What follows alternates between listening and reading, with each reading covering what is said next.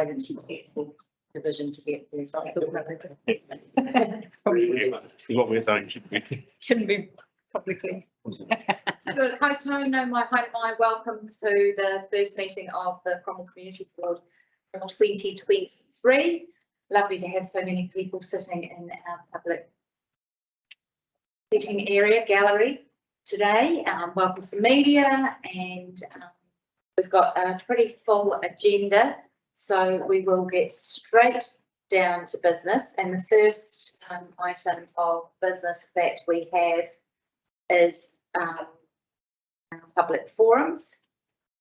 We have no apologies, so we'll go straight into the public forum, and we have Rosanna Ottaway from Connect speak to us. Welcome, Rosanna. Kia ora koutou, everybody. You're welcome to come and sit at those. Thanks.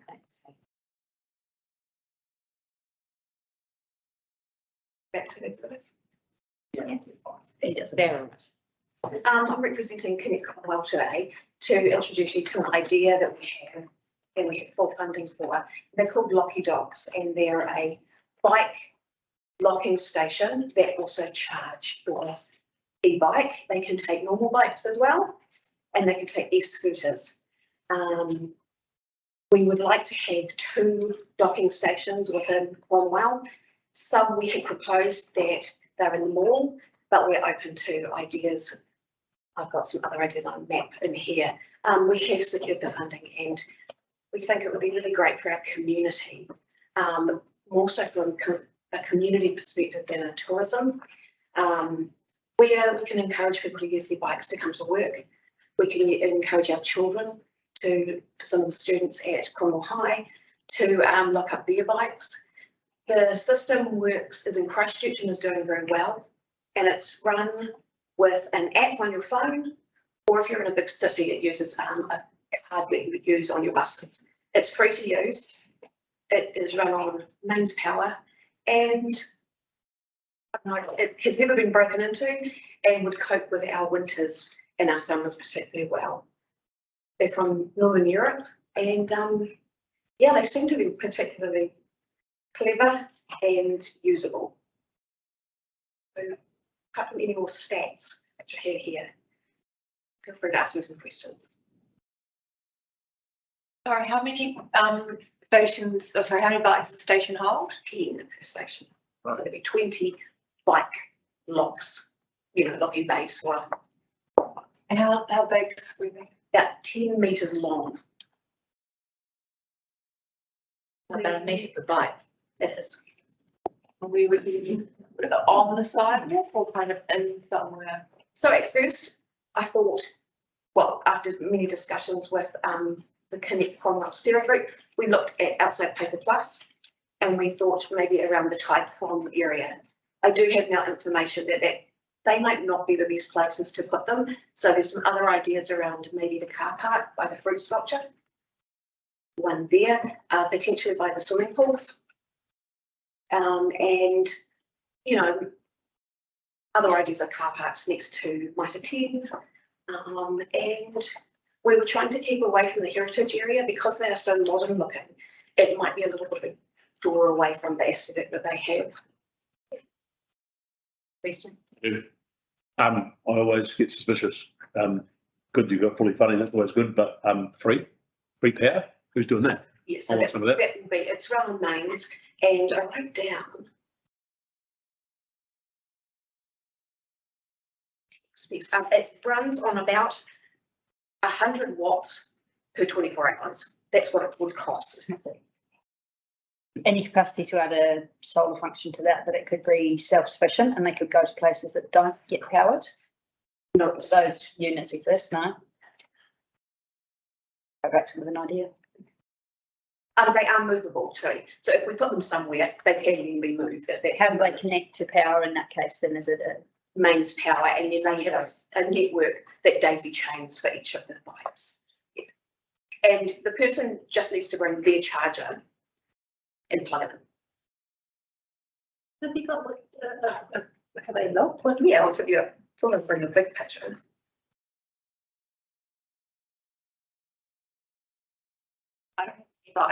People commonly bike with their charger with them. I've got an e-bike's amazing. No, do you bike with your charger with you if you needed to plug it in? No, because no, to plug it in, I would. You would? It would be a damn sight lighter than carrying a lock, which is ridiculously Oh, heavy for an e-bike because you need a lock whole thing, and the lock is debilitatingly heavy. Carry. Okay. So as an e-bike rider, you're now an expert. The more is about as far as I go, I'll be honest. So how frequently do you actually need to charge? Is there a need? It would be a lot more than the charge, to be honest. Although my bike has been used by other members of the family who have not charged it. I've got on and not looked. I think it would be good to maybe And it runs focus solely on the locking capability. It's very secure. And so I've heard from the community that they worry about their e-bikes being stolen. And this is a really good system for They that. go around the whole bike, don't they? So you can actually lock your wheel and your. There's some particularly good videos that I've been watching where they demonstrate this in Christchurch, and they look really, very robust. Now, if there's a problem with an app or with you've locked yourself out, your phone has died. We can't do much about your phone dying. However, if you can find the phone, there's an 0800 number and they can remotely unlock you. So it wouldn't be something that you would necessarily face in council, because you would hopefully you understood the app. I've got the app on my phone and I don't have an e-bike. It was incredibly easy to install and do. It's such a risk. So It's better than. if it's more about the locking function, are there other systems that don't have the charging function within? These ones, we're going for the most basic and they just come with charging. Yeah. I mean, I could talk to one of the main guys, Andrew, Yeah. and say, look, is there the ability to not charge it? I'm just wondering about what the actual need for people to be able to charge their bikes are in a town the size of Cromwell. I mean, I'm aware we've got bike trails and fabulous things like that going on, but people are usually going to some. Mine lasts for weeks and weeks and weeks. You wouldn't Exactly. need it to. Yeah. And that's come up as well, that, we don't need to charge them the way we used to, that the technology is that much better. So I think I would really like to push you more towards the fact that they're very secure locking system. Sorry.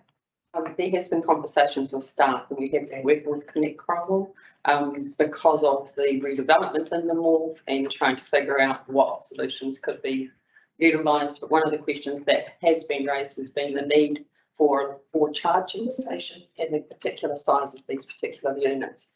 There is no dispute that locking stations would be good, and we would like to encourage locking stations to be investigated that might not be as visually. Yeah, and I definitely had a look. And I'm yet to find something. Yeah. I But mean, that doesn't mean they're not out there. no, and obviously the concept of having something that's a really secure locking system. There are so many more bikes around our community now that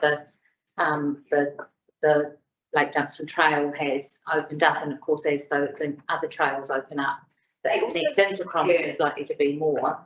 And we've also got a lot of our community who bike places. And you do seem to hear a lot about people not being able to get car parks, and that if there was a place to put their bikes, they might use them more. These also come with CCTV. That is not available for the public to just hook into and see. But if something was to go wrong, the organisation will work with police around that. But they haven't had them broken into.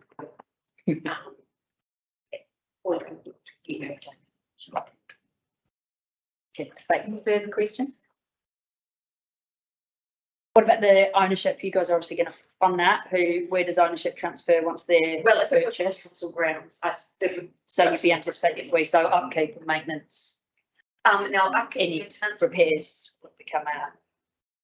yeah, but there's guarantees with the company that put them up. Yeah. I couldn't tell you exactly what they are, but they are there to make sure that kept. But we'd have to include that on a maintenance schedule.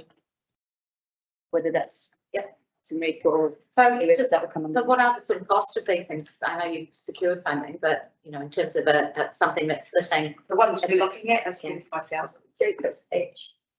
But sorry, 30,000. And it goes from there. You can get some with massive back billboards. We weren't going for anything that's a bit of an eyesore. We've got trying to go for the most basic. I think the idea is awesome, the potential of it. physical car parking. We're encouraging people to, Electric transport. as an e-biker, I won't go anywhere and I'm going to leave the bike. There's the potential for it to be stolen or somewhere suitable to lock it to is really limited. Entrances to them all, I think possession is secondary to getting them even. There's quite a few little stories around too. I mean, I work with somebody who uses her e-bike every day and she will not leave it out. Yeah. She brings it into the building and, you know, that's problematic and potentially a safety issue. Other people tripping over. I think offering that option, the security level of that is awesome. We should be doing everything we can to get more people on bikes, e-bikes or not. Oh, Into moving, yeah. the mall. We're trying to encourage business growth in the mall, but asking you not to park here. True. And sorry, did you say that they're suitable for normal bikes as well? Yes, they are. Yeah.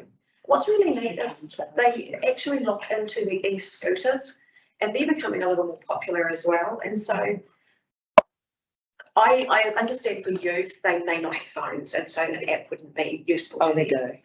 Better. Depending, you know, but I think the majority of people. I like it. Yes, and it takes BMX bikes, it takes rally bikes. But it's a really secure lock is the overall. It's a great big bar that comes down the Yeah. blocks, yeah, like a loop. Thank you. You're very welcome. Yeah, and it's about, there's something that we can, that's got a simple positioning within. Yeah. But I think the scope for that is. I can send you more information. Yes. Thank you. And next we have Paula Clark and Mike Driscoll from the Cromwell Sports Club to come and speak. I'm going to sit down. You are most welcome to sit. Gotta go. Sorry, we give out speakers trick chairs at the front. Sorry. Good afternoon, Cromwell Community Board. Thank you for letting us present our request today. My name is Paula Clark, Secretary of Cromwell Sports Club for over 7 years, and Mike Driscoll, Treasurer for 5 years for our club. Cromwell Sports Club has been providing and managing our current building on Barry Avenue for over 35 years. Sorry, get a bit nervous. We work with our 8-member existing clubs to provide a suitable premises for the wider Cromwell public, Cromwell community groups and other national non-for-profit organisations. Our purpose is to encourage and assist our existing 8 clubs and our further community groups to meet regularly to enhance the general health and well-being. Our main reason to address at this time is that our building is no longer suitable for our growing population, and we want to future-proof our building to accommodate this growing community. We have more female members in our club, and our changing facilities are not adequate and inviting to encourage more women and girls to participate in sport. Cromwell Sports Club will be one of the most used buildings in Cromwell, with an average used over 200 times per year. We believe we could increase this to 250 to 300 times per year. We also offer our rooms free of charge to many local sporting and cultural groups. Cromwell Sports Club has been run by volunteers for 35 years. We have not had to be topped up by the Cromwell Community Board or Council in this time and have been able to run a successful club. If the Cromwell Sports Club wasn't providing these facilities for these 8 clubs, then the Community Board would be making provisions for each of these clubs. We believe the Cromwell Sports Club offers the community a high degree of importance to the current and future social, economic, environmental or cultural well-being of the district. Cromwell Sports Club is requesting the release of the Cromwell Sports Fund Reserve and an additional 250,000 from the Cromwell Community Board towards the cost of the upgrade. Our funders want to see the Cromwell Community Board are behind us and are willing to contribute to our plan as we sit on council land. After much talk with our sporting community within Cromwell, they also want to see the Cromwell Community Board are there to support sport that is growing in our region. We occupy prime real estate in Cromwell Township, and we believe this is a big selling point for us.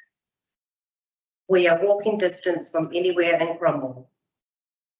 We understand that there is a focus on the development and revitalising of the town centre, and again, we are part of this. If all goes to plan, we can be shovel ready to start in September or October this year to prove to the Cromwell communities that buildings can be built if there is a passion. Thank you for listening to us today. We appreciate this and what an asset Cromwell Sports Club is to the community. Do you have anything to add?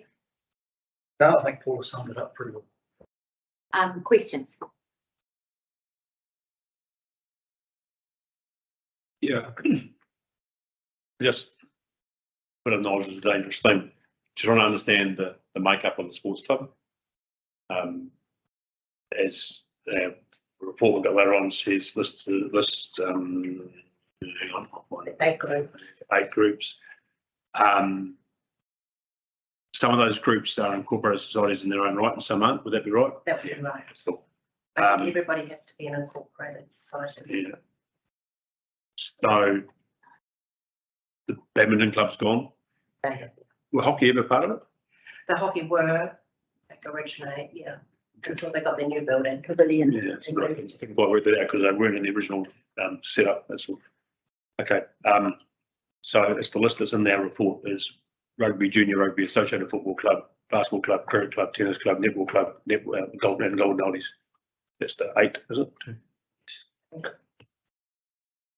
I guess the rugby club has always seemed to be the power broker of the sports club. But in reality, you've got three votes and the other 7 organisations have got 7, so you're not. But people sometimes think this is the rugby club, the other one's not the rugby club, it's a sports club.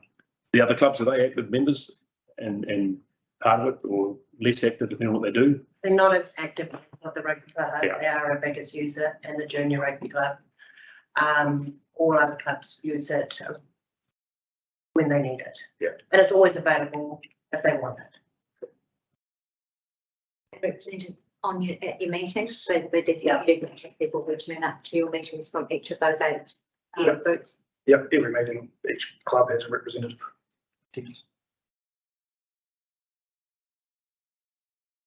We are hoping to increase the amount of sports groups that will join up if we have a new building.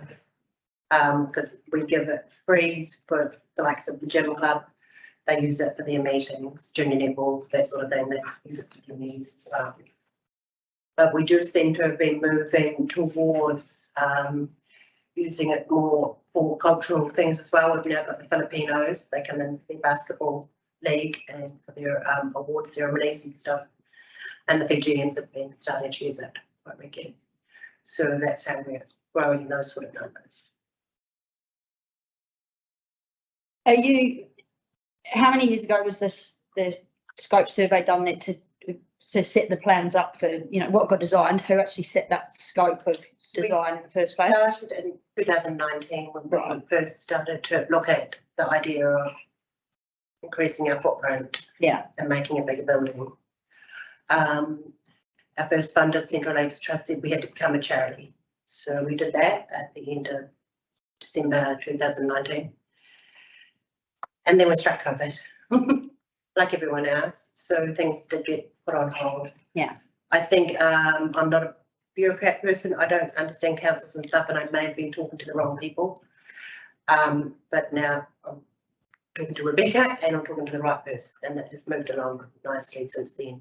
But we also had to do our own fundraising, which we've been doing over that, even through those COVID years. I guess I'm thinking more that time lapse. Has there been a reevaluation of how that space is to be used? COVID's changed a few things about how space is used, what people do, what's important, what we're actually looking forward to providing for the community and where the gaps are. We've got a hall coming on board, hopefully in the not too distant future with meeting rooms. But a lot of the sports clubs that are using it, rugby use it to facilitate their sports because you've got changing rooms and the bar and the fields there. The other sports, not so much. It's a meeting space, but it's not for the sport itself. No, it's Like, not. is that scope? I guess the question is the scope of what you're building suitable that it ticks enough boxes for all those other sports as well as being the rugby club rooms for Saturday, which is a great venue. So we didn't want to go too big. Yeah. Because if we go too big, we can't look after it, if we can't maintain it, we would be coming to the community board every year to get more money, which we don't. So we're increasing it slightly, having one smaller meeting room and one large space instead of the two spaces that we have at the moment. So we are for meeting more than people coming in to do their sport and such. But would there be capacity for that hall? To have a look at whether it could be used for certain sports or activities. That the style, it seems like a meeting room from what I've seen. It's just, it's So if we went to the larger space, because we'll have more storage, we could take all tables and chairs out, you could do indoor bowls. cool. That's one what I, that multi-use. Open up. Using it, recently. Awesome. I think it's worth pointing out too, there are no changing facilities in the clubrooms as it stands. Oh yeah, they're off-site. School, Yeah. Which are too small. They're a bit dated, and they're not fit for purpose for the girls, which is a big one. So the new facilities we're proposing include changing facilities more designed towards female use, which I think is a big win. And obviously it gives us much more capacity because this on any given Saturday, if you've, for example, during rugby season, you've got all the kids in that changing facilities and you've got the adults coming in, those facilities that are very crowded. There's, so this will obviously expand that capacity as well, which will make it more fair. Yeah, I think in my mind, I'm wondering if you've been brave enough or you've gone far enough, I guess, to capture. Cromwell's notorious for keeping up, but not looking ahead. We've tried to balance How are we that, I going think. to do that? We are going bigger, so the footprint's bigger. At the moment, with the current configuration, it's 2 rooms. So the new configuration, 1 big room, is still bigger than that current. Yeah, that's really good. But being 1 big room makes it a bit more fit for purpose for how it has been used over the years. We can hold bigger events there. It is central, but we don't want to go so big that we can't afford to maintain it, and then we have to come back in 5 years' time saying, "Can we please have some money to help keep this building up?" We've wanted to keep it in such a state that it's been run by volunteers, it's been run in a capacity that's self-sustaining, and that's probably the big thing. This is a one-off investment, and we will continue to run it. It's a self-sustaining way going forward. And the pricing that it's based on, I see there was a commitment from Hunter and Craig in there to, at this stage, maintain that pricing. Obviously, from 2019 to now is a pretty comparable. This would have come out beginning of 2020, I think, from Hunter and Craig, and they're happy to stick. But in that, I know one of the clauses was that if it did hit a budget blowout, which, if we're being honest, is inevitable at this stage, they're committed to keeping that on budget. But what do you then lose to make? Because you've got to either cut something, whether it's the footprint, whether it's the facilities, or if you're keeping that, how much you're paying. I think we believe So that if we get the money from the council and other funders, we believe the Cromwell community, we've already had offers of, say, windows and so the roofing. So we believe that the Cromwell community will help us. So the budget blowout won't reduce the facility. You're going to look to fill that budget gap and fund that some other way rather than reduce the facility or reduce what you're asking We don't want or to ask for more money. One way you think there's a way of filling that. Without being dark, it's inevitable that it's not going to be built now for what it was even 12 months ago was projected. So our costing is obviously done full price for each of those components. Like I say, we have got sponsors sitting in the background that are prepared to front up with. And they know that that blowout inevitably will fall on them to some degree, and you've got that commitment to finish it. Because that's the worst thing you could see is a project that doesn't get finished, or we don't end up with what we wanted because we can't afford that. You know, we've got to be realistic that that's where we sit now with prices from 2 years ago. Yeah. You know, so. Thank you. Anybody else? Any questions for them? Thank you so much for your time, and obviously there is a report that comes to us in the further on in our meeting, so appreciate your time. 5, that takes us into the confirmation of the minutes, which is on page 5 of agenda.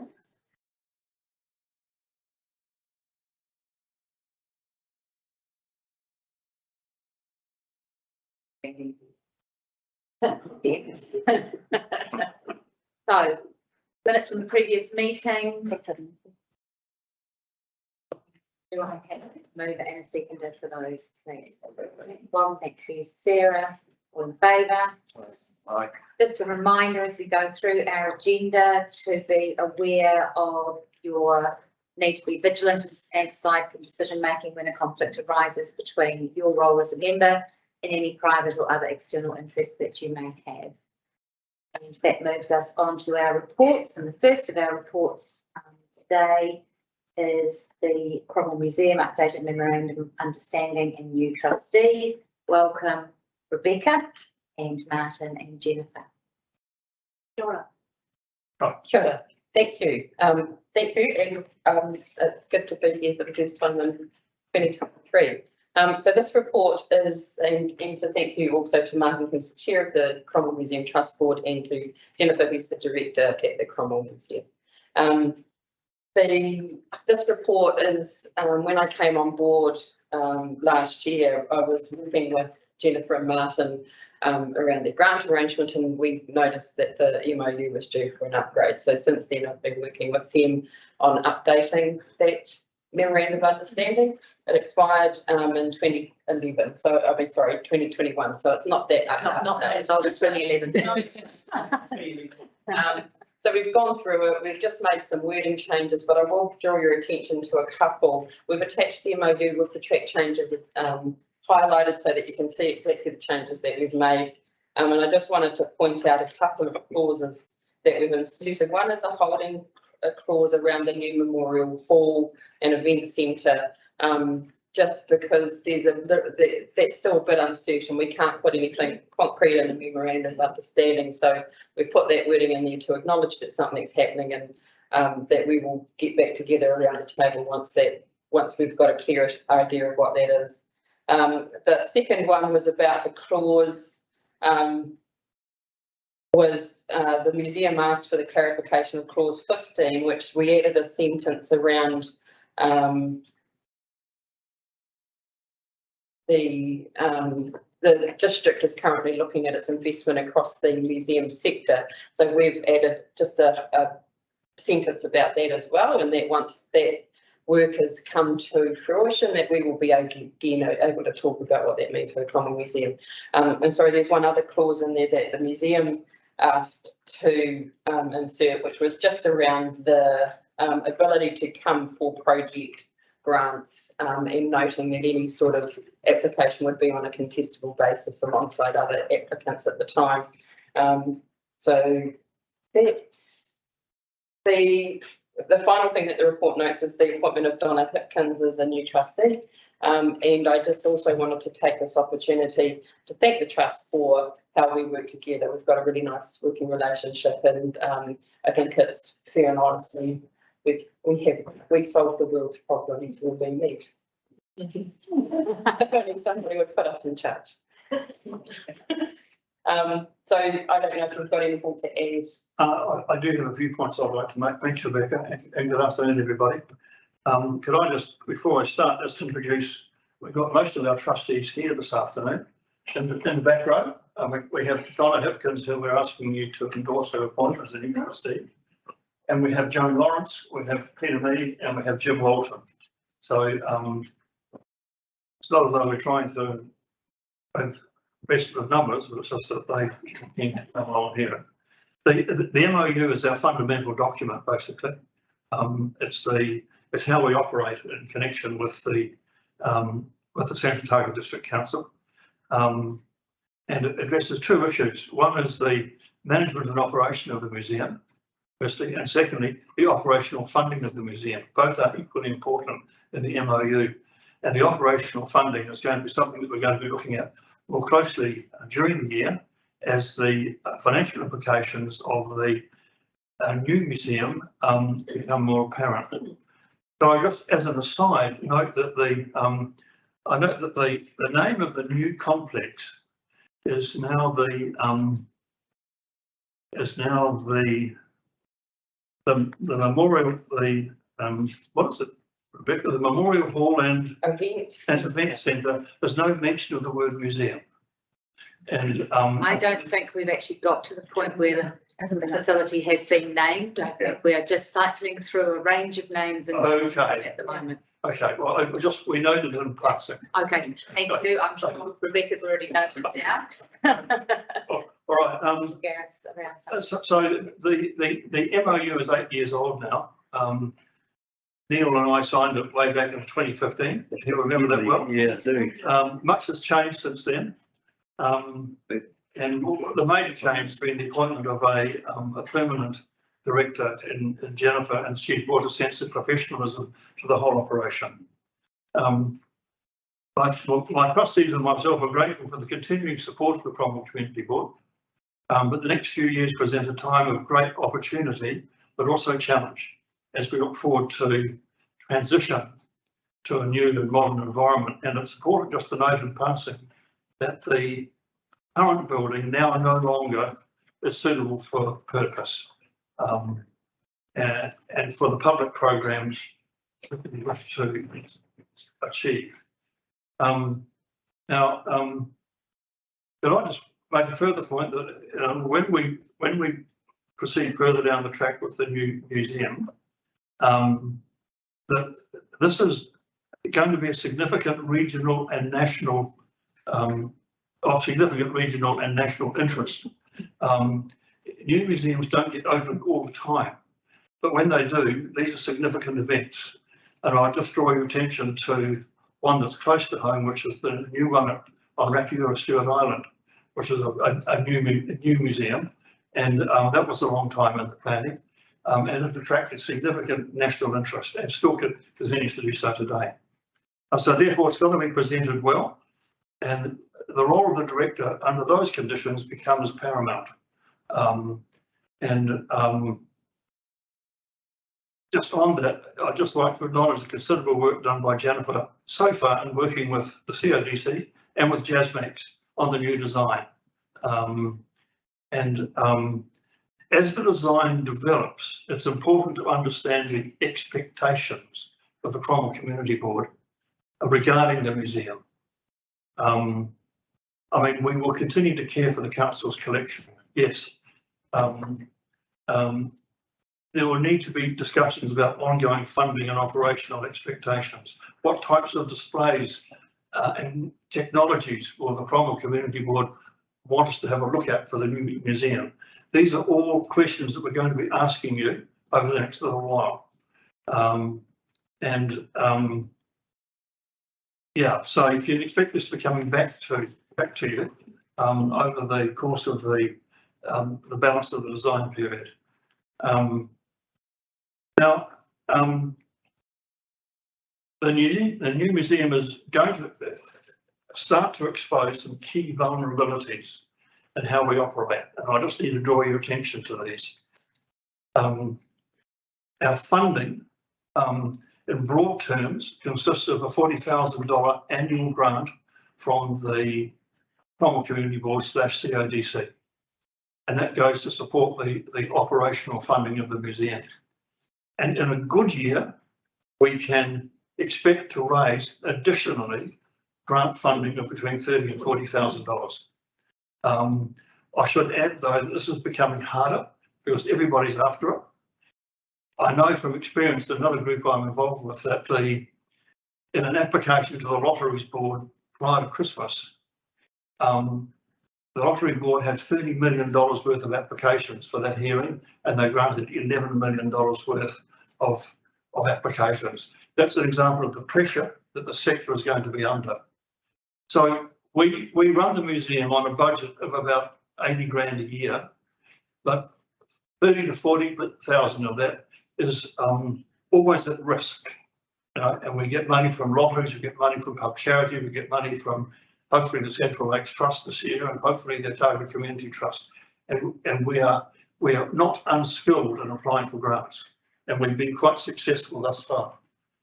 So I just wanted to draw that to your attention.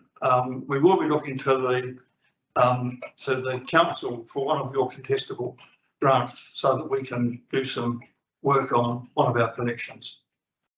Thirdly, the reliance on volunteers is a very special thing that the museum has.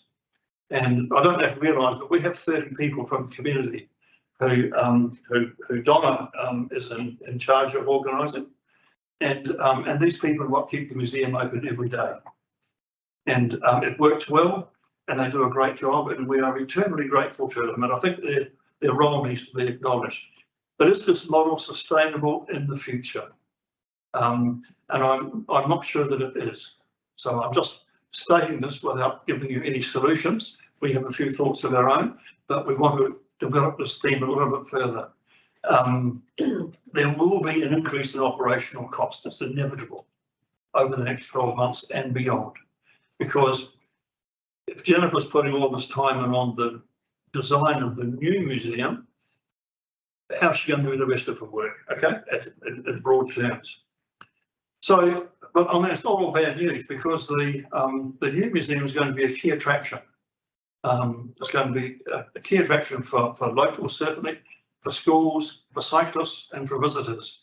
And it's interesting to note that looking at our latest statistics, comparing January 2022 with this January this year, that the number of visitors in that time to the museum have doubled to over 700. And just in the month of January, the number of donations has more than doubled in that time as well. So we're coming out of COVID, we're seeing some positive things. So the other issues really are how are we going to consult with the community as far as this new facility is concerned. It's a question. I don't expect you to necessarily answer it, but we will certainly be undertaking consultation with our own volunteers. We haven't yet, but we intend to. And we've just also recently upgraded all of our policies last year to match this new environment. So that's probably enough from me, but Jennifer, do you want to add anything to that? Oh, look, I think that museums have always been places of civic pride, places for learning, enjoyment, creativity and inspiration. However, museums, just like other charitable, cultural and public institutions, must prove this. And smaller museums such as the Cromwell Museum are quite often the only places of cultural activity in their locations.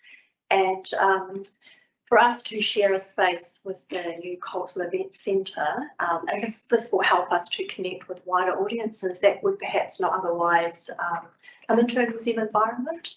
So yeah, look, I believe that if our agendas are aligned going forward, it's going to be easier for us to mobilise the resources at hand, and will enable the museum to realise its local development potential.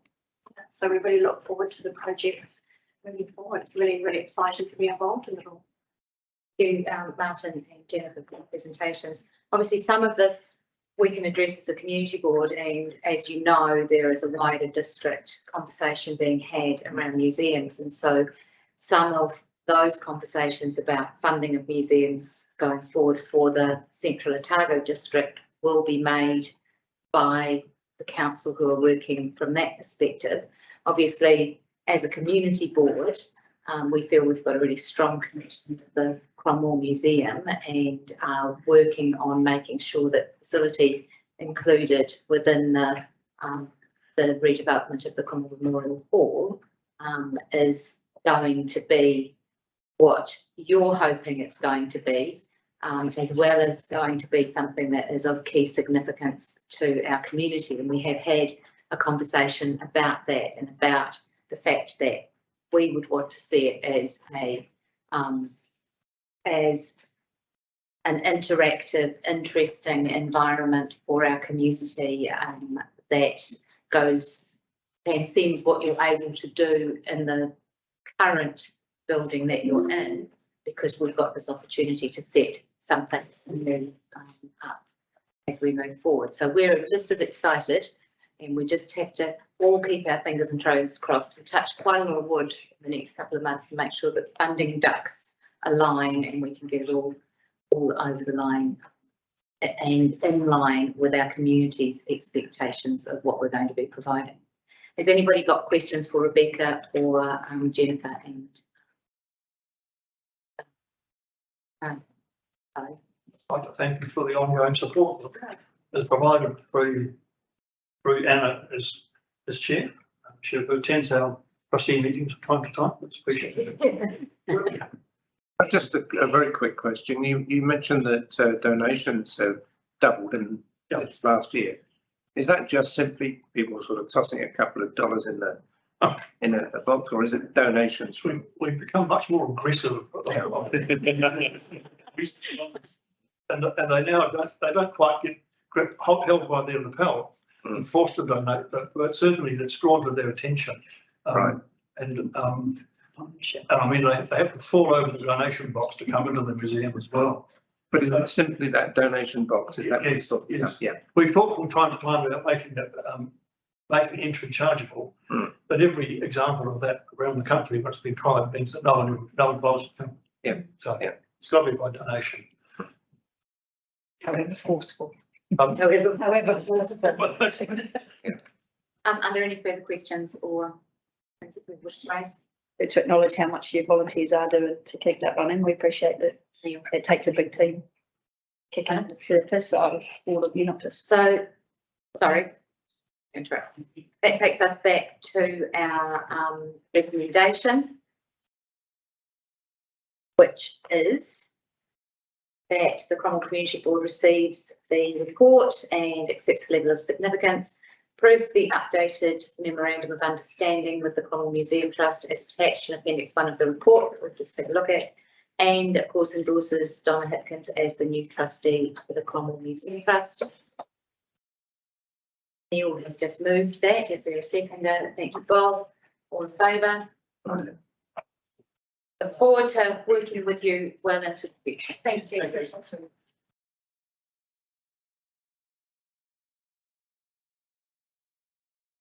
And that takes us to item 23.1.3 on our agenda on page 26, which is the Cromwell Combined Sports Club request for funding. And it's you again. Stay where you are, Rebecca. So yeah, thank you. This report in 2020, those of you who will recall that there was a report approved for an increase to the size of the footprint so that the Combined Sports Club could increase their presence on Anderson Park. That was approved, and then with subsequent conversations with funders, the funders, as you heard this morning or earlier this afternoon, that the funders asked about the level of financial investment that the council is going to contribute, the community board is going to contribute. So that led to an ongoing conversation with the club that involved the property team, the South End, and the Parks Department. We've been working, to try and get this into a state that it could be brought forward for your consideration.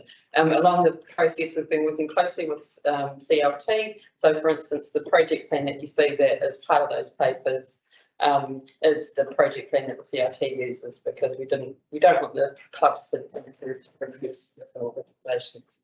So the club is asking, as you heard, for the release of the Cromwell Combined Sports Club Reserve Fund. Now that fund is specifically paid for by that club and goes into a reserve for use for such as this. And so it is our recommendation that is released.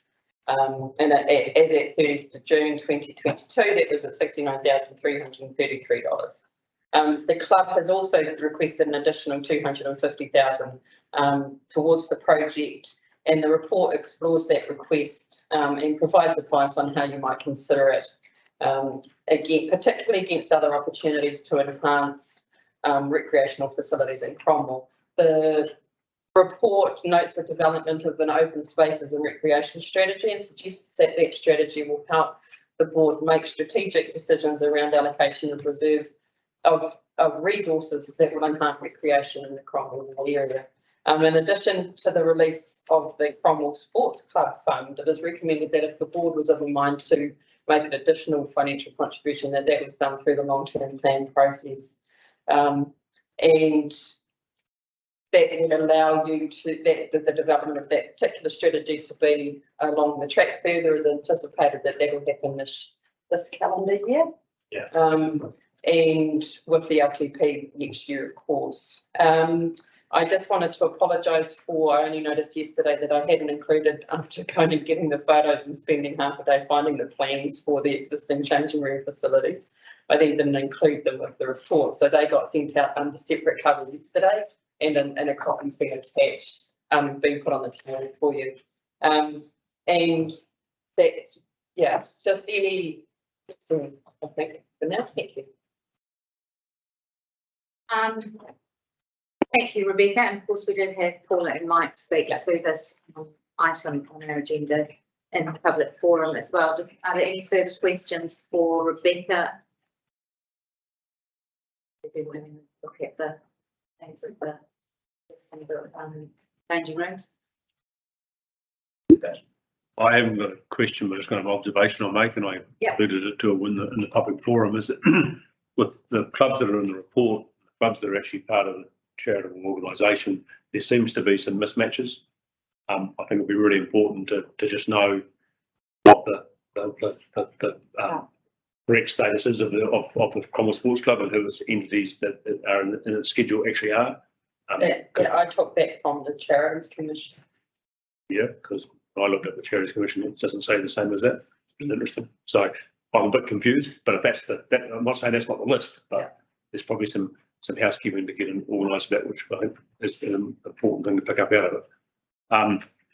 I think I have to agree that the proposal to release the funding from the rent account, for one of their words, this is entirely what that fund was, why those leases have those funds for this sort of project. I'm not too sure. The question for Rebecca then is that if we were to delay a consideration of any additional funding, which is quite a chunk, until 1 July 24 at the earliest, what implications does that have for the plan? Yeah, that's more of a question to the club. Yeah, I think from a staff member point of view, I could their conversations with those other funders would be that they have got a level of commitment from the community board of 70, and that would be end of story. And then engage with those other funders on that basis, with advice that you could or could not, if you decide to send it to the long-term plan process, that they could note that was happening, but that's by no means a commitment to their funding. And so that they just need to be honest with funders about that. So that leads me, Madam Chair, to the situation where it's probably important that we can take the recommendations that's been put to us and put that through. It probably doesn't help the club entirely in terms of that timing of a big chunk of the funding. That's probably would be my question. To what effect would the $69,000 be? Because it's going to be nowhere near enough for them to go to their funders at this point to get the additional funding that they need to progress the project, if we've got to wait for the additional funding that long. So the important thing to me is saying, while we provide funding, we're not actually being asked to, other than to fund it, to approve what's being proposed. And I guess we need to probably understand, is it our role to do that, or by giving the funding, are we agreeing to it? I don't think the funding of the into the rent account gives us the power necessarily to say we don't approve the design or something like that. But I'm not sure how that covers up, because I'm not saying that the plans are wrong at all, but more importantly, do they fit? And Rebecca hinted to it, the bigger picture of of sports and recreation in the community as well, and is it going to be fit for the purpose going forward as well? And that's not because I don't think that it is, but I just don't know the answer to the question. I think we're going to put any money of ours, let alone the 60 or 70, plus potentially something else through a long-term plan process. We need to be really clear and understand that it is fit for going forward with the, what do you call it, the strategy that's being prepared. I have a thought on that. Cool. I thought, so when the club came in May of 2020, to increase the footprint, there was a very rudimentary, there was a very basic design element at that stage put forward of that report. So, and this is an external entity that is being built on council reserve, but the facility itself is not council owned, and so our ability to control, when I say council, I imagine I'm saying station community board. What influence the board can have on the actual design elements is limited because of that. But as I've said in the report, there is that wider work going. Not. I don't think about the nitty gritty of what's being proposed by the combined sports club, but about the use of the recreational facilities across the ward, and how Cromwell is best placed going into the future, given the growth demands that it is facing, and exploring other opportunities. And I don't know if Gordon wants to add any more.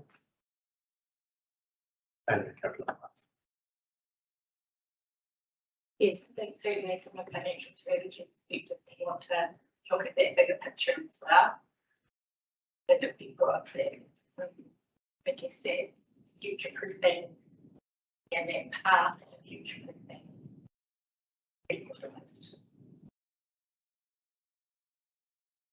So there is an open spaces sports facilities strategy being looked at that you're expecting to have available at some stage this year. So yes, we will hopefully have it later in the year. Just need employees starting to complete those left. So we're in that recruitment phase. So once that's the priority for that. So that will give not only for Cromwell but district-wide priorities on operational space.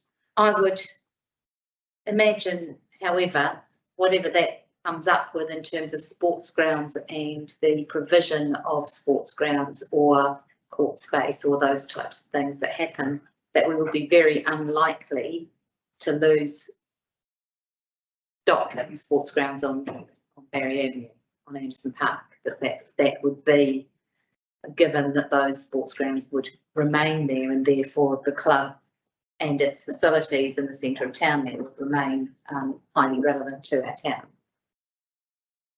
regardless of what happens in terms of that strategy. I suppose that what you've said about the building, it's not our building, it is the sports club's building. We've already agreed to the larger footprint of the building in terms of the land that we have agreed for the building to occupy. And so whether we've got an opinion on have they got the design quite right, or has it gone far enough or not far enough, probably isn't ours to make because it's not our facility. Yeah, what I'm getting. So therefore the decisions that we're making are about supporting the club moving forward so that they've got some seed funding to support them with their applications to other funding organisations.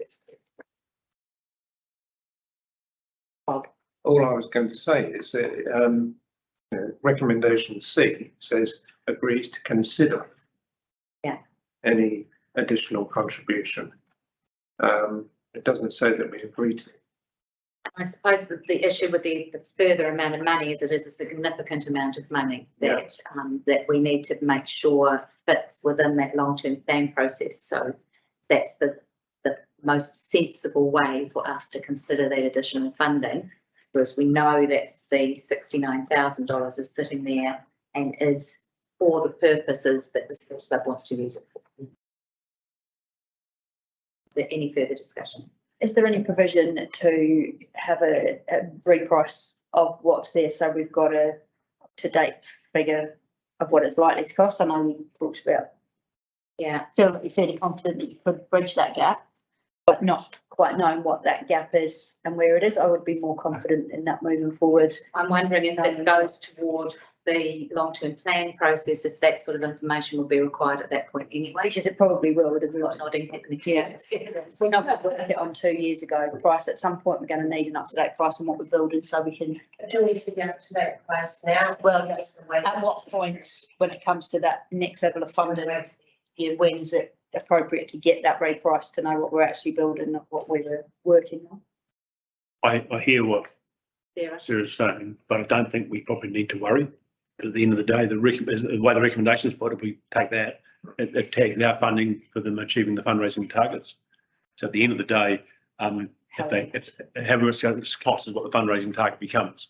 And the other thing that we have in there is recommendation C, if we pick that up, says that actually we're not giving any more money or considering giving any more money. This is going to be probably instrumental in making this fly or not fly until 1 July 2024.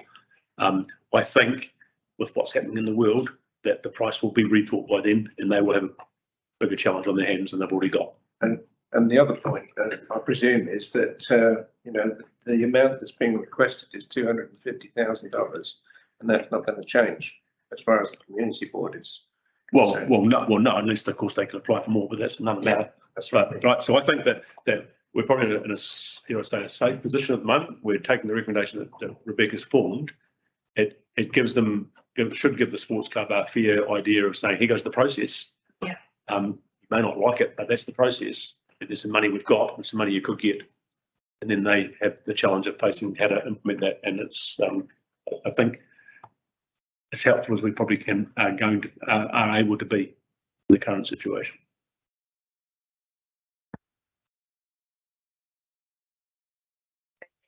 Yep. So the recommendations on page 26 are that the Community Board receive the report, accept the level of significance for the release of the Cromwell Sports Club Reserve Fund, agrees to the release of the Cromwell Sports Club Reserve Fund to the amount of $69,333 for the Cromwell Sports Club toward the upgrade of its facilities. C, agrees to consider any additional contribution towards the upgrade of the Cromwell Sports Club facilities on Anderson Park Recreation Reserve as part of the 2024-34 long-term plan process, and agrees that the release of the Cromwell Sports Club fund reserves is subject to the sports club achieving its fundraising targets from other funders. Over. Thank you, Cheryl. Seconded. Thank you, Mary. All in favour? Those against? Thank you. Thank you, Rebecca. Okay.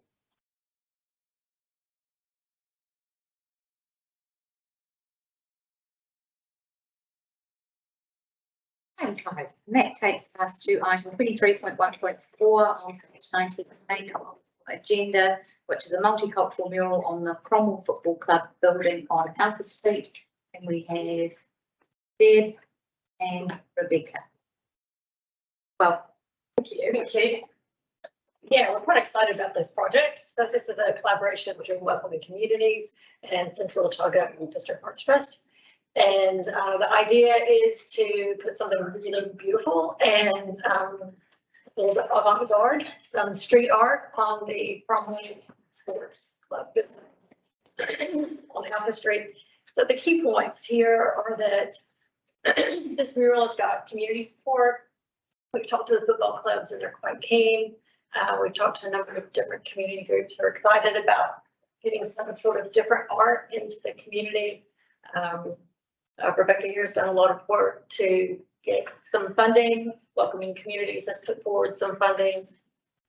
So another key point is there's no CODC funds being used for this project, so it's completely externally funded, which is quite exciting. And then with the last point is that we have some time constraints on the funds that we have. And so we're hoping to get approval so that we can move forward on this project so that we're not in danger of losing this. right, I'm sorry, I'm just looking through his website. The artist's work, which is quite impressive. It's really exciting. Yeah. He's a very cool person too. He was in Cromwell over Christmas, so. So what sort of, can you give us a sort of verbal description of what might end up on there, or? Yes, so him and I have extensive conversations around what may end up on the building, and his forte is portraits. He was kind of thinking about incorporating a series of faces going around the side of the building and perhaps slipping into the front of the building, and then sort of bringing in the idea of sports and culture and all of that kind of stuff.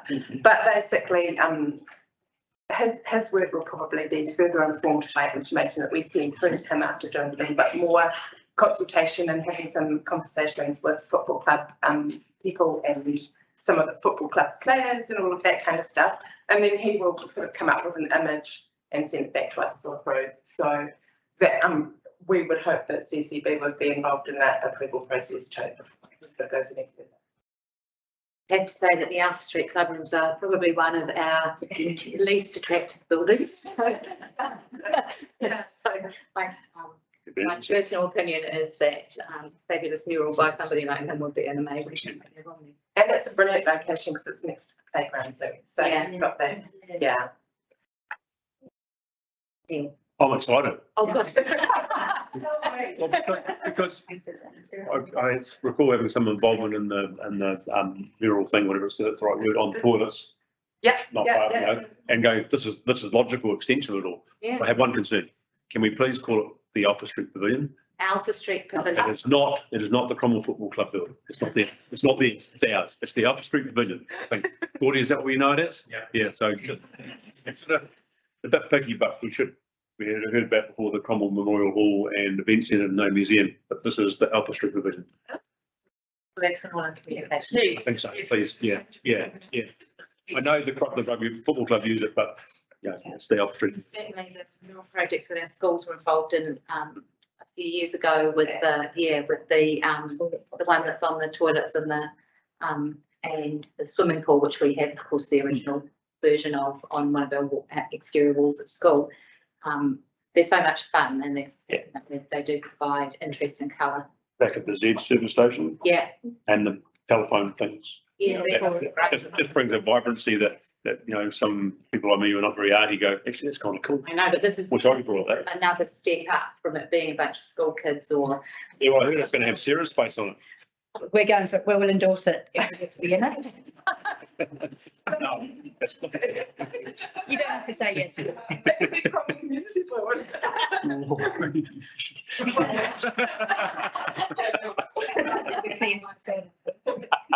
You just know that's all. Okay, so I think that's probably quite clear that we can go to the recommendation unless there's other things that they would like to bring up.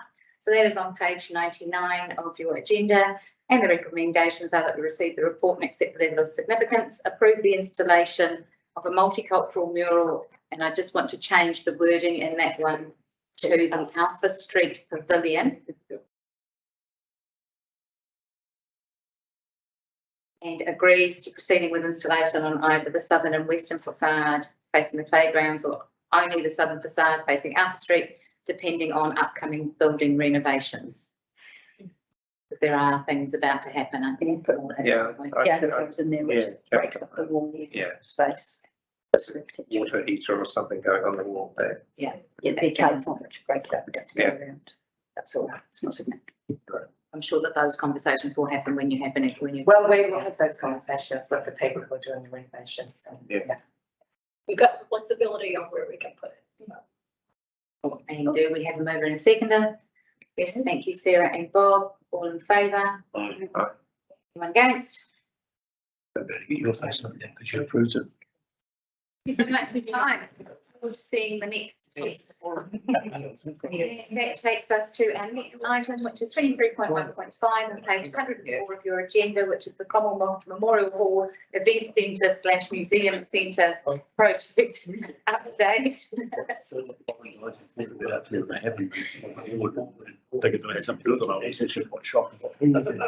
Welcome, Karen. Good afternoon. Just before I start, we got a new member of the property team. Her name is Helen. She'll be looking after Cromwell and EPH units throughout the district.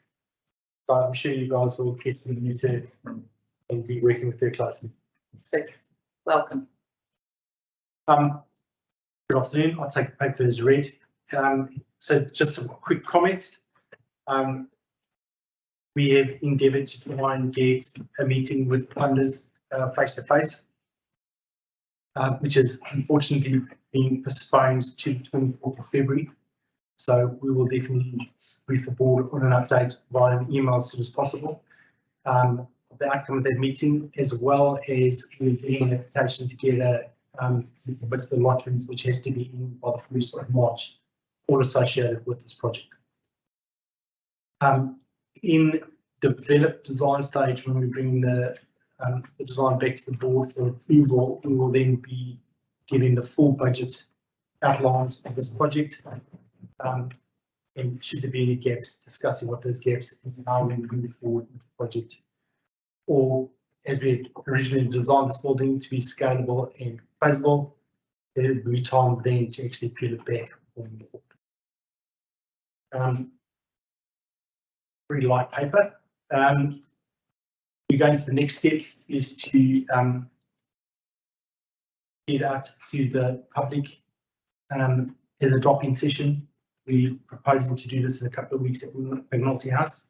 We'd like to theme up the rooms, different areas of the new design, and to have Dennis from RSA is quite keen to attend that and speak to the public as well as all consultants, as well as some staff, and I'd invite any board members to attend as well. But a date? I will be advising on a date. So we're just waiting for your approval today, and then we will look at that date and look at you and get into your calendars.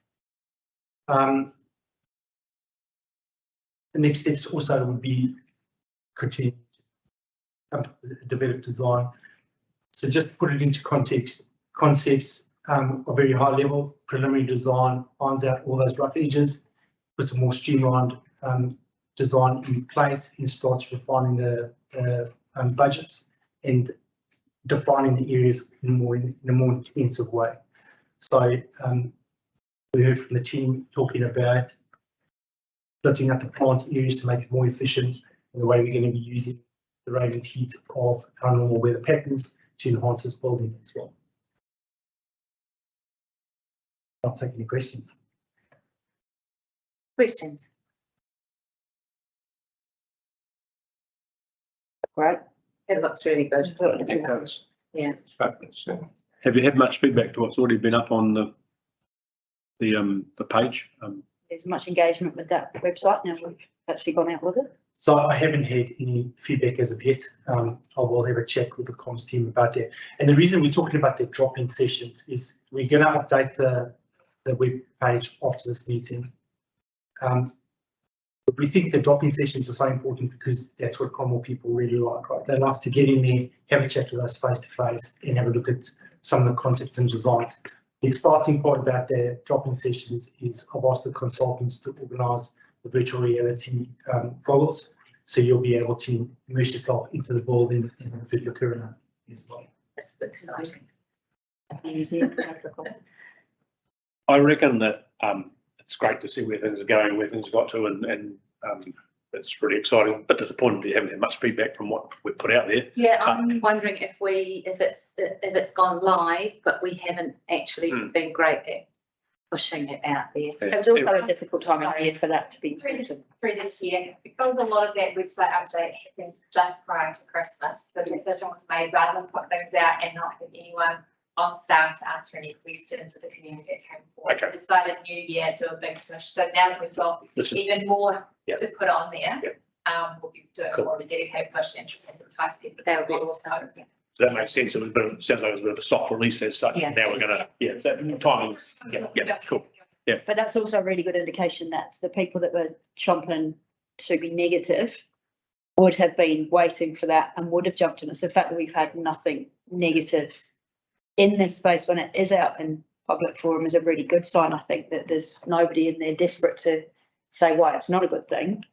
And I'm not saying, And those that are happy and just. I don't think it should be whether it's negative or positive, actually, it's any feedback. Feedback. I think Darren, you said this, sorry, Gareth.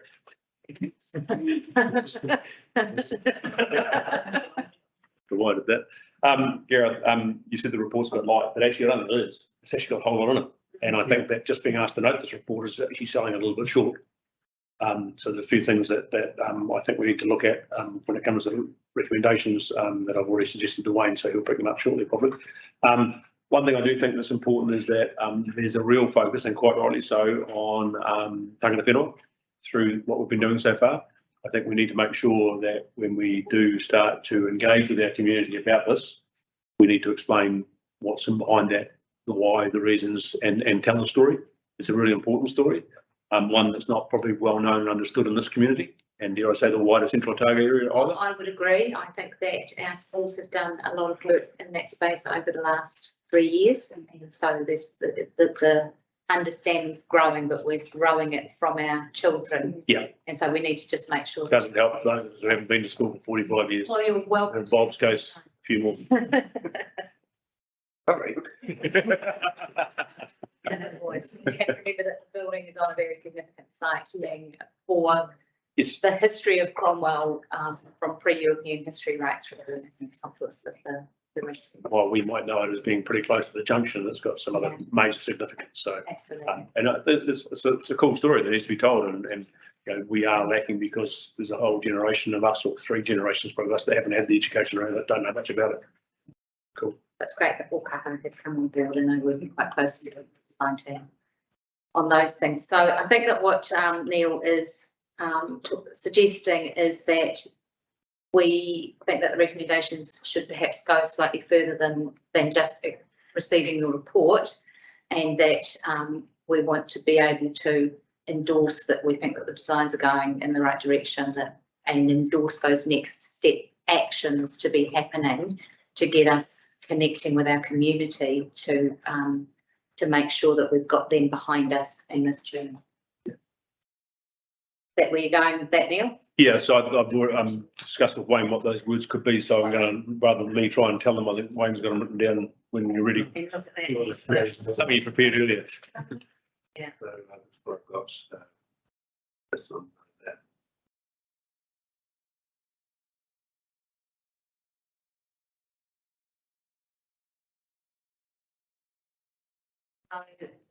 That instead of just recommendation A, which was receives the report and accepts the level of significance, which is the recommendation on page 104. B is endorses the preliminary design of the Cromwell Memorial Hall Event Centre for engagement with the community. And C endorses the next steps as outlined in the report. And I'll just go through what those next steps are, which are that the preliminary design information is released to the public on the Let's Talk consultation section of the CODC website. Schedule drop-in sessions for public feedback in March, which Gareth has alluded to. Meet with external funders, completion of developed design, PAG review in March and April, and developed design presented to the board for approval at the May meeting. And I would suggest that I'm not a fan of outline in the report. I think they should be actually in the resolution, but the governance team might disagree with me, but I think I think we should put those next steps in full. You don't need to do it right now because they're written there. That'd be useful because then it's very clear what they would. Yep. Otherwise, you go and look at the minutes. I'm going to find that report now. With that, I've got an Apple I thing. I'm going to use it. Good luck with that.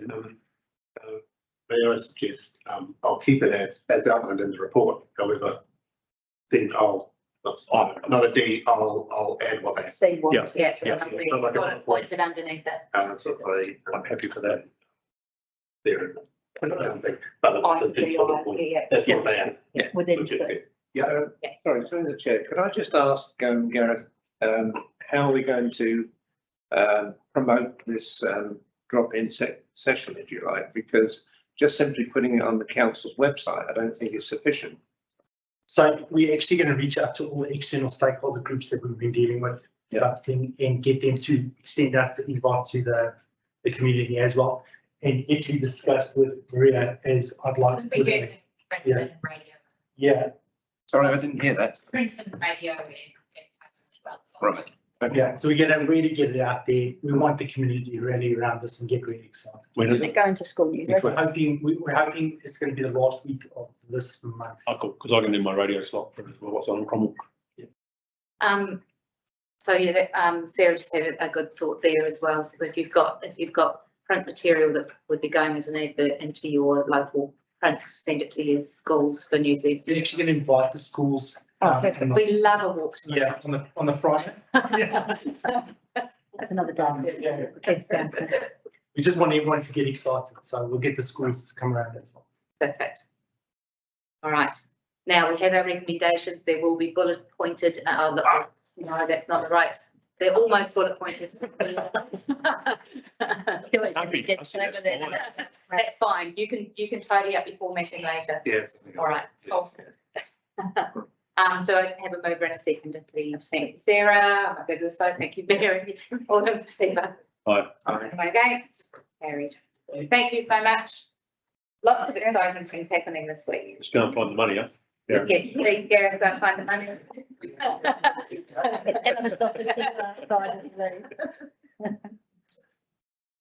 $2 everybody. Okay, that takes us to item 23.1.6 on page 163, which is the Plan Change 19 update.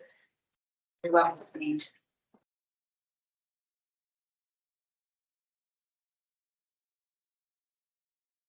Afternoon, everyone. I don't think I've spoken to the Cromwell Community Board yet, so hello. My name's Anne Rogers, I'm the Principal Policy Planner for Council. So we thought it was a bit timely to come and update the community boards on where we're at page 19, give a bit of background and sort of indicate where we're going with this.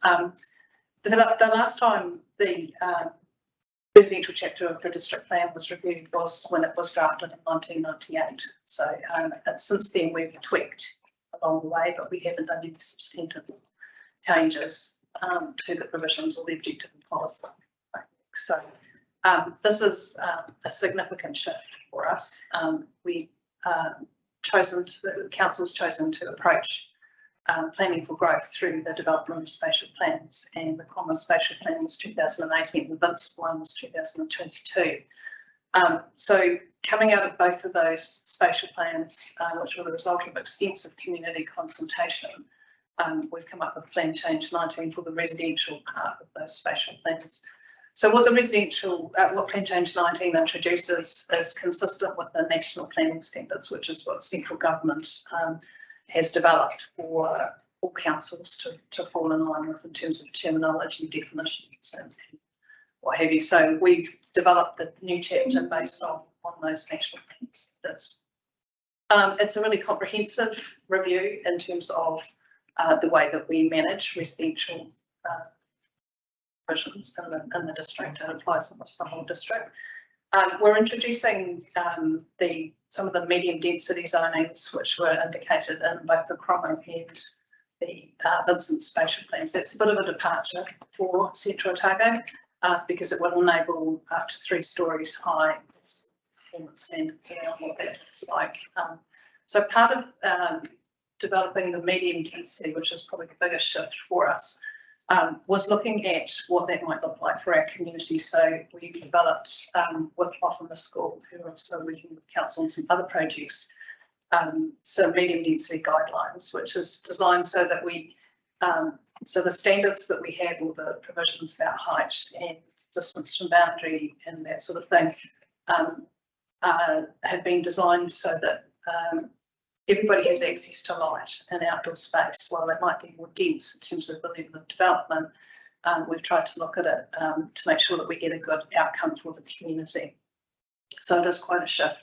Alongside it, also we've developed heritage guidelines, which were notified this Saturday. That was really largely in terms of Clyde, because Clyde has medium density coming through Plan Change 19. And it was about managing what that looks like in the precinct. So that's just another piece of guidance that we've developed so that we manage what that might look like in the precinct. At the moment, the Cromwell Heritage Precinct is not medium density, so but the precinct guidelines still apply to all of our heritage precincts. We've got 5, but the timing was really around making sure that we manage what happens in Clyde. Allowing for that medium density, but without a great deal of guidance. The heritage guidelines we've been developing over the past 3 or 4 years, and Plan Change 19 is really just kind of, it's just long to get finished, get a piece of work completed. This is there.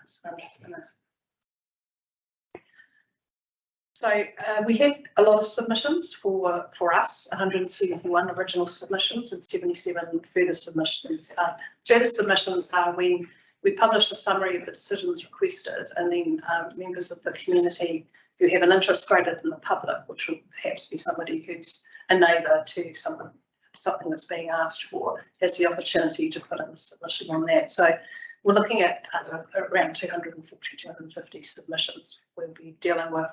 Anticipating about 6 days worth of hearings. The panels agreed at this stage to start those hearings in the last week of April, 3 days, 24th to 26th, I think it is. So that would be the first 3 days. We would anticipate that there are at least 1, maybe 2 days in Cromwell, so the Cromwell community won't have to drag all the way through to Alexandra, because there are some areas of interest to some of the submitters that are based here. So we will be doing that here.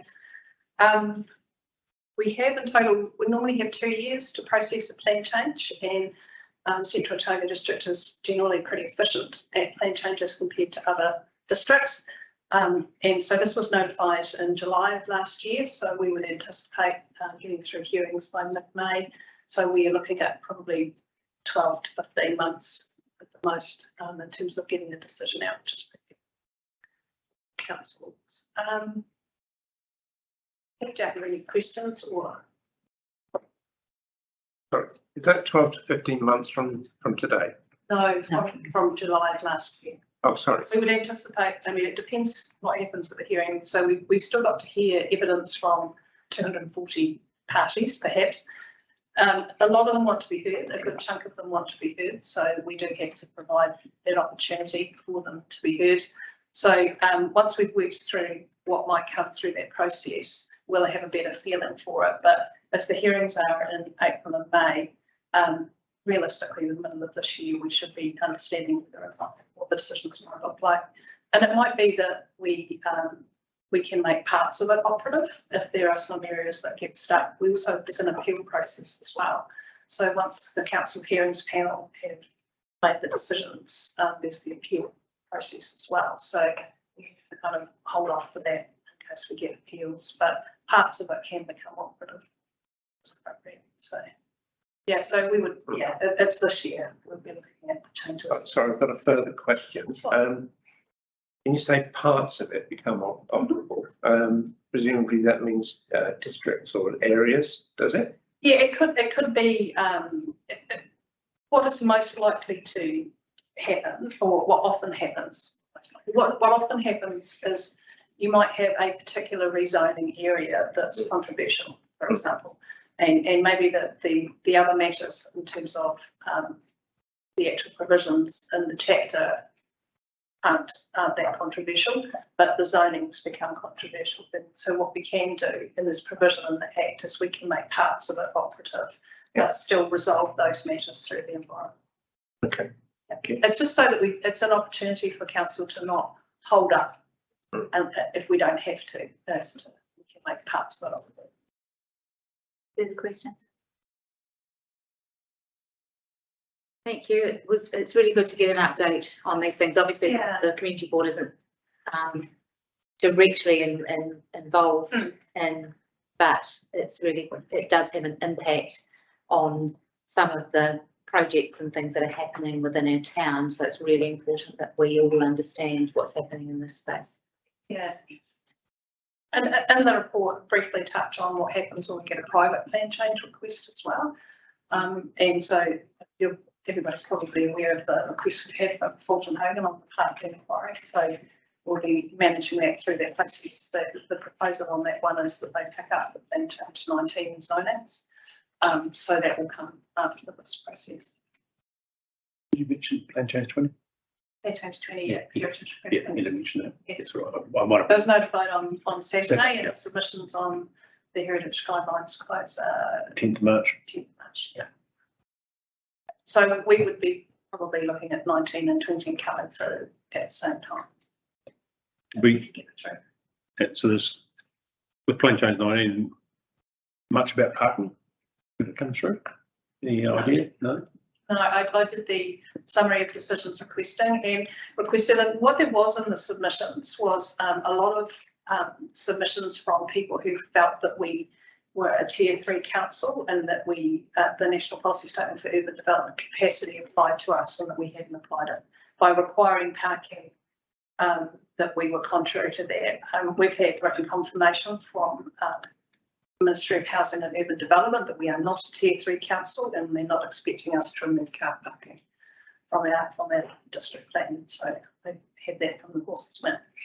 So it's interesting, Yeah. we've got submissions saying you should be tier 3, therefore you shouldn't be requiring parking. Yeah, We did require parking, but we only required one. yeah, And the people out there that'll tell us we've got enough parking haven't been part of the process, which I think highlights to me is that maybe still the wider part of the community just don't get this sort of stuff. yeah. And I don't know what we need to do to try and say, you can tell us till you're blue in the face, but actually you need to be part of the process, and people just struggle to do it still.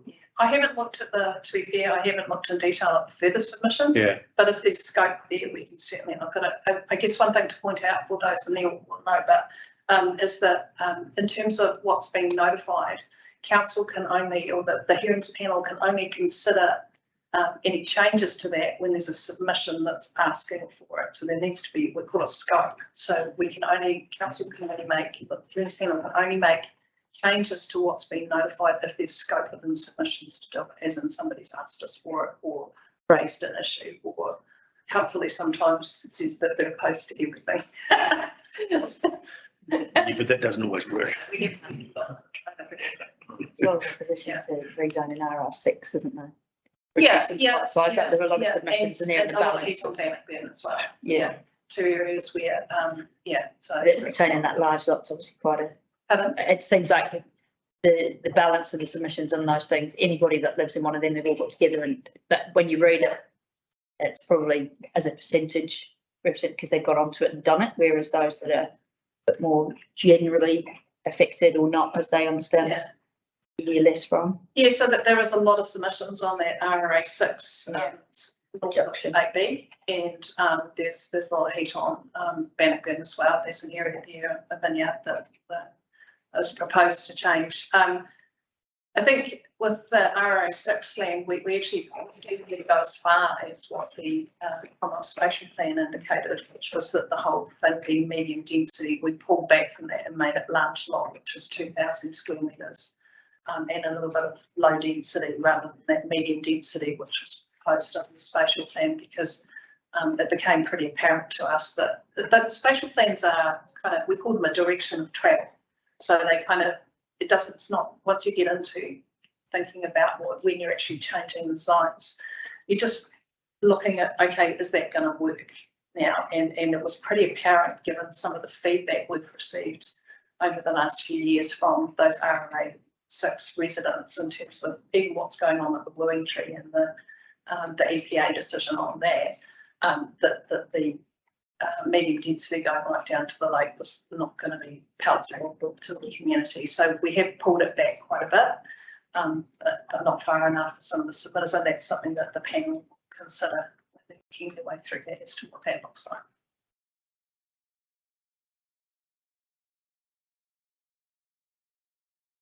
That takes us to the resolution on page 163, which is at the report we received. I have a mover and a seconder. Thank you, Sarah. Thank you, Cheryl. All in favour? Aye. Against? Thank you. Thank you.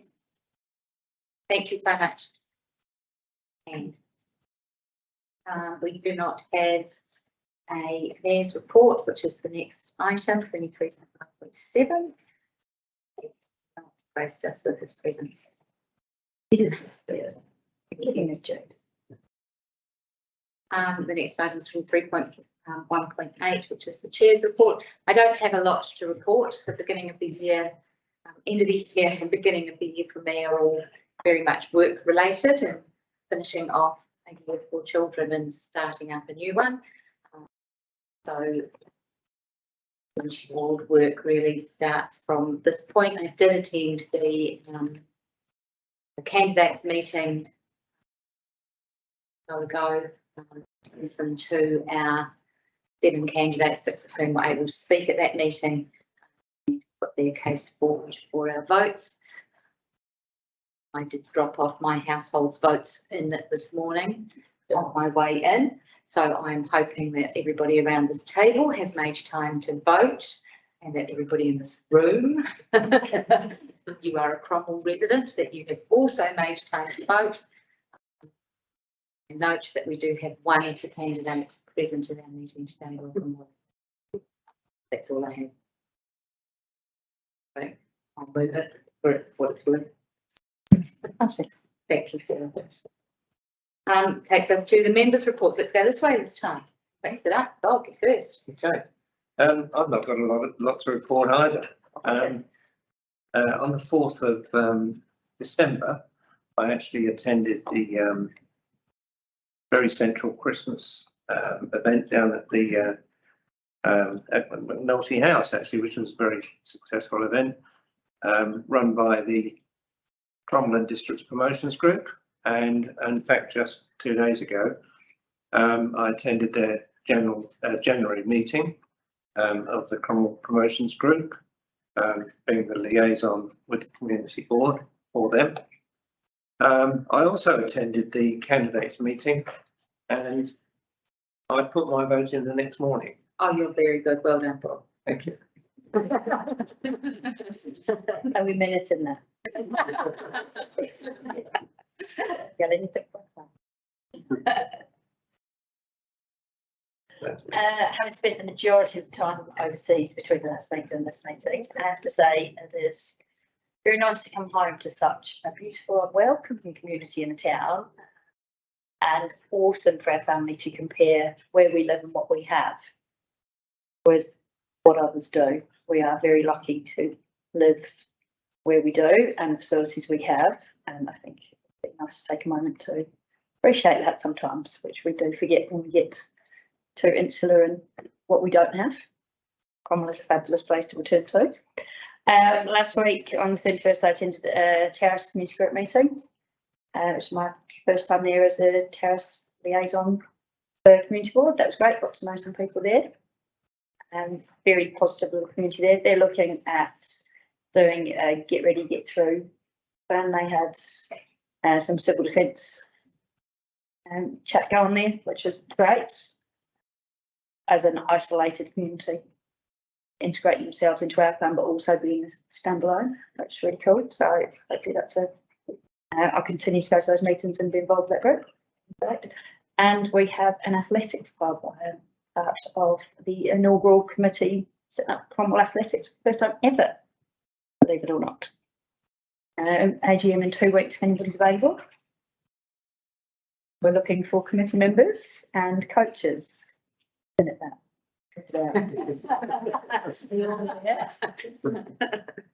Takes a team, but other than that, I think that's. Well, it's very cool to see an athletics club. I know lots of families have travelled down to Alexandra over many years to have their children involved in athletics outside of yes, school. It's great to be able to do that here, and really positive from Otago Athletics. So looking at getting professional coaches up here and sharing that knowledge and upskilling, sharing that with the schools and the community as well. It's awesome. Yeah. Not a lot to report from my end. I voted before the candidates meeting.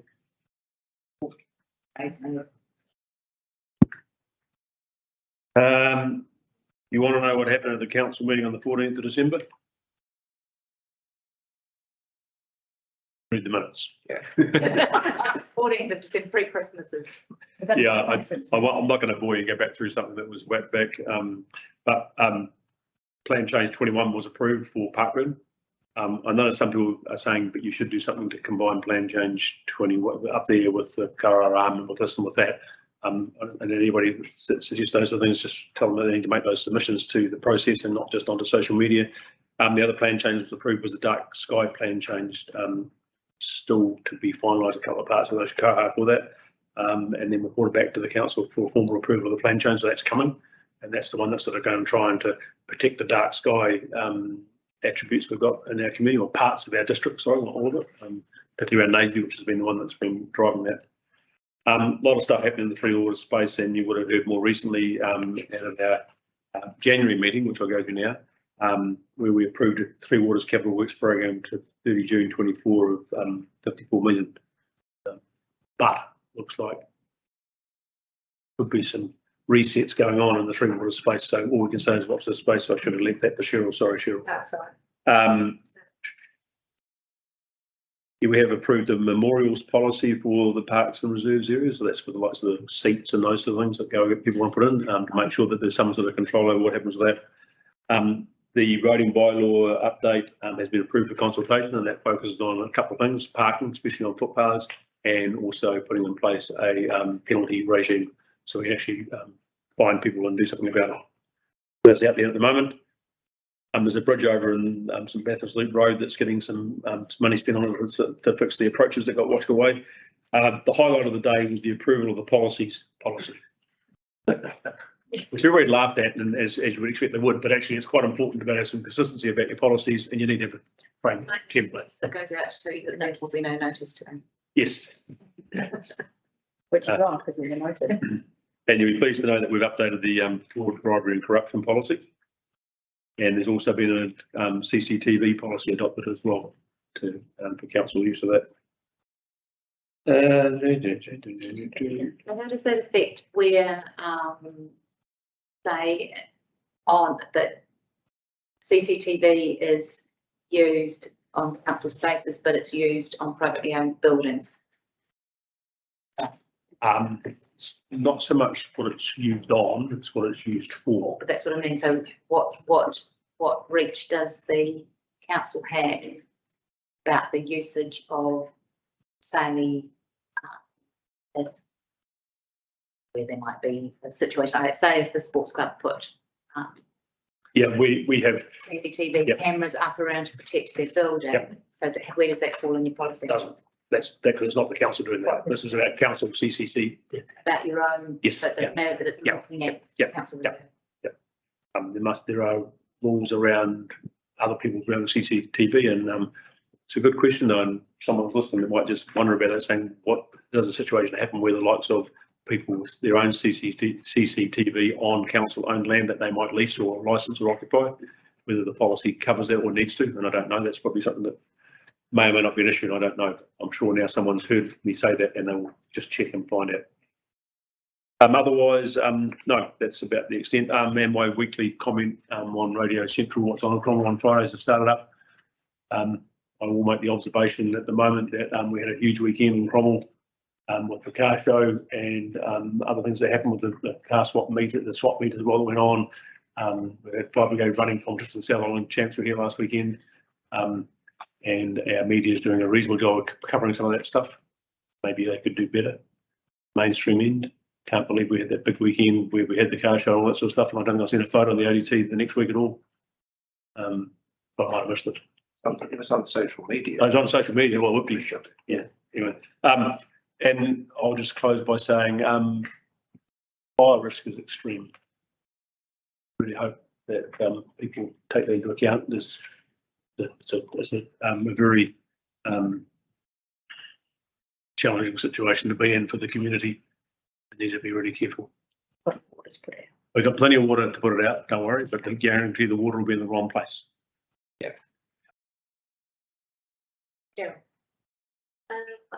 I haven't a lot to report either. Our manager at the Cromwell Community Campus had an accident, which is taking care of for designated time. But luckily the other staff members there was, holding the reins pretty well. So services are being offered as usual, but they are under pressure. I was under the committee to the historic precinct. One other thing that was at the council meeting was that the Waitaki District Council are running a 2-day governance training course in which there's 1, 2, 3, 4 members of the council community that are going to take part of from that. And with regard to the Three Waters, with it the transition is due for the water assets to be handed over to the new water services entity in 1st of July 2024, which means there's quite a long list of projects that were in the long-term plan that are actually being brought forward, and they're actually quite a few $1 million worth of. If anybody wanted to have a look, it's quite a list here. Great projects.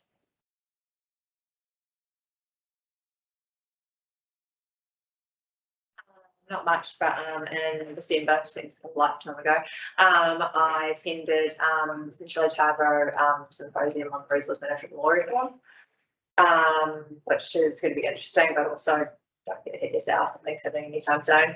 I fielded a lot of phone calls from the Cromwell Community Trust, and I wanted to ask you, Rebecca, whether you've had any feedback from them. They've said that there's been a report lodged for the Chinese Settlement Garden. Wrong. Recording. I know I'm aware of it, I saw that too, so. And have asked if there's any deadline on funding applications. It's all fine. Yeah, so I think probably if they're looking for funding and they want to have a conversation with somebody who understands what that looks like for community groups, and to reach out to the better to look at that. And that, yes, they did present to us with their ideas, but confirm that they haven't actually been an application for something at this point, so that's really next year. Thank you. That's all. Thank you. Thank you. Can I have a movement and a second for the members' reports, please? Thanks, Bob. Thanks, Sarah. All in favour? No. Yes. Righty-ho, and then that takes us to our governance report. So the status reports, and they start on page 170 of your agendas. Is there anything that people wanted to bring up around the item on there?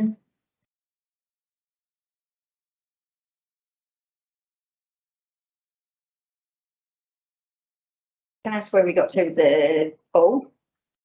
So it says the last update there is 13th of Jan. How you come running? Is it, was the closure anything to do with that? The repairs late, was it completely separate? Oh, awesome. Yes.